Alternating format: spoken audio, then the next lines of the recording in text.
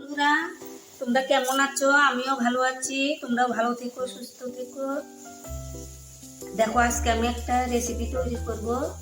মালাইকারি বানাবো। এই চিংড়ি মাছগুলো দিয়ে আমি দেখো মালাইকারি বানাবো। কি করে বানাই তোমরা আমার সঙ্গে থেকো, পুরো ভিডিওটাও দেখবে। এগুলো আমি এইভাবে বিছিয়ে নিব, যে পিছন দিকে এরকম করে ছালটা আমি উঠিয়ে নিব।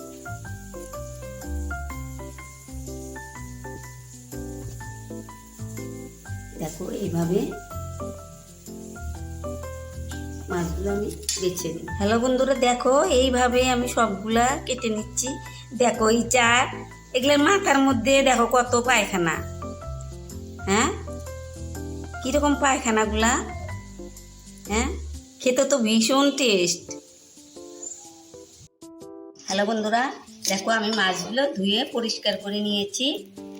দেখো এখন মালাইকারির জন্য আমি দেখো কি কি এখানটায় আমি নিয়েছি পেঁয়াজ কুচি, আদা কুচানো আর রসুন নিয়েছি কয়েকটা। অনেকেই মালাইকারিতে কিন্তু রসুন দেয় না, আমার আবার রসুনটা কিন্তু প্রিয় লাগে, এই জন্য আমি একটু রসুন দিব।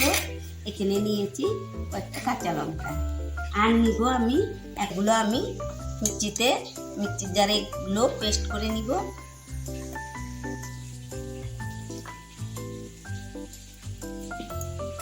দেখো এগুলো আমি নারকেলগুলো আমি কুড়ে নিব।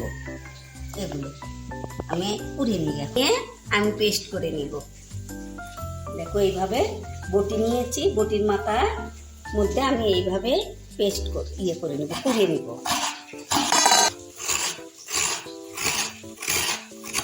দেখো এইভাবে আমরা বটি দিয়েই এইরকম আমরা কুড়ে নিই। দেখো বন্ধুরা, আমার কুড়ানো শেষ হয়ে গেছে। দেখো এইভাবে কুড়িয়ে নিয়েছি। দেখো সুন্দর বটি দিয়ে সুন্দর হয়েছে। এখন এগুলো আমি পেস্ট করে নিব, দুধটা বের করে নিব। তা বাটতেও পারো, মিক্সিতেও বের করে নিতে পারো। এগুলো তো এমনি হয়ে যায়, চিপ দিলে তো দুধ বেরোবে। আমি এটার মধ্যে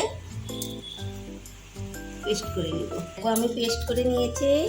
দেখো এইভাবে এখন আমি একটা ন্যাকড়া দিয়ে এইভাবে চিপে নিব, দুধগুলো পড়ে যাবে।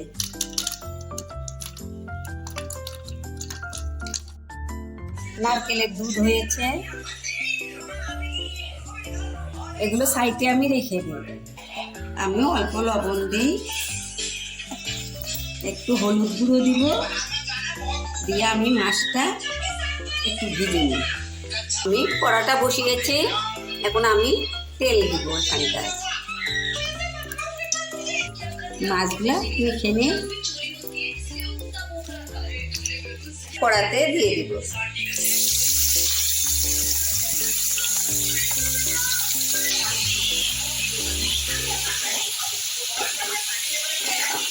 মাছগুলো একটু ভাজবে না। দেখো আমার মাছগুলো ভাজা হয়ে গেছে। দেখো আমার মাছগুলো আমি নামিয়ে নিলাম। আমি একটু তেল দিয়ে নিব।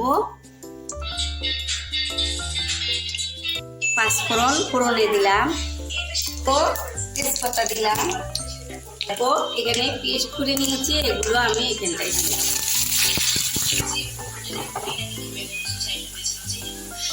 হলুদ গুঁড়ো দিয়ে দিলাম। জিরা বাটাটা আমি দিয়ে দিলাম।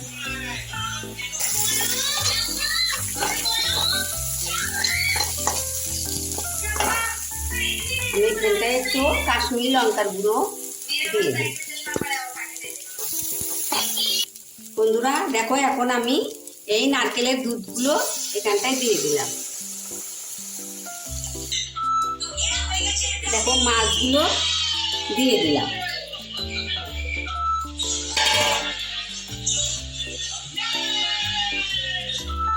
এখন আমি স্বাদ মতো লবণ দিয়ে দিলাম।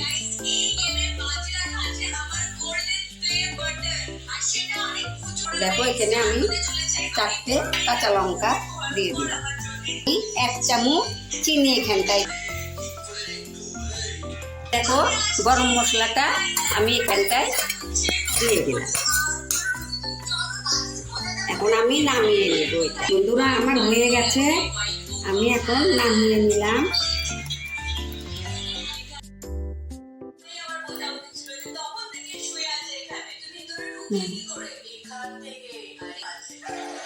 হ্যালো বন্ধুরা, দেখো আমার মালাইকারিটা কিরকম হয়েছে।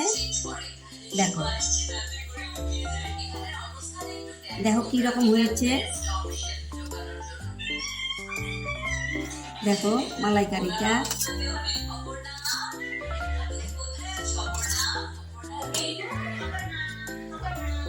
দেখো বন্ধুরা, যদি আমার এই মালাইকারিটা যদি ভালো হয়ে থাকে তাহলে তোমরা আমাকে লাইক কমেন্ট শেয়ার করো, সাবস্ক্রাইব করো।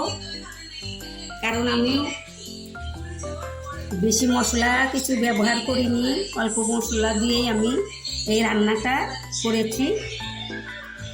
তোমরা আমার এই মালাইকারির জন্য তোমরা আমাকে একটা লাইক কমেন্ট শেয়ার করো, সাবস্ক্রাইব করো। আরও অনেক অনেক শেয়ার করে দিবা। আমি আরও অনেক রেসিপি নিয়ে ভিডিও নিয়ে তোমাদের সামনে আসবো। দেখো তোমরাও এইভাবে বানিয়ে খেয়েও। দেখি আমি গ্রেভিটা কীরকম হয়েছে, আমি একটু চেখে দেখি।